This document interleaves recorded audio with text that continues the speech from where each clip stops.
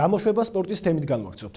ოზურგეთის სპორტის განვითარების ცენტრში უმაღლესი ლიგის დასავლეთ საქართველოს ჯგუფის ტურნირი ფრენბურგში დასრულდა. ასპარეზოფისას პირველი და მეორე ადგილები ბათუმისა და ოზურგეთის ვაჟთა გუნდებმა დაიკავეს. რითაც ფრენბურთელებმა საქართველოს ჩემპიონატისთვის საგზურები აღმოსავლეთ ჯგუფში გამარჯვებულ ორ გუნდთან ერთად მოიპოვეს. სავარაუდოდ ჩემპიონატი იანვრის დასაწყისში თბილისში გაიმართება.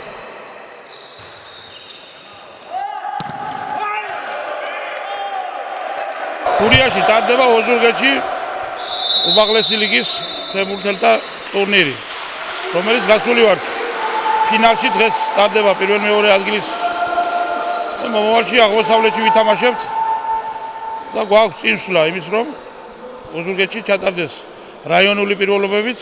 ძალიან დიდი პერსპექტივას ვხედავ მე ჩვენ გუნდში. ასე რომ უმაღლეს ლიგას ოზურგეთის გუნდი თამაშობდეს, ეს არ მოსწრია არც მახარაძე როცა იყო და არც ოზურგეთი ჩვენს გუნდიან თამაშებში.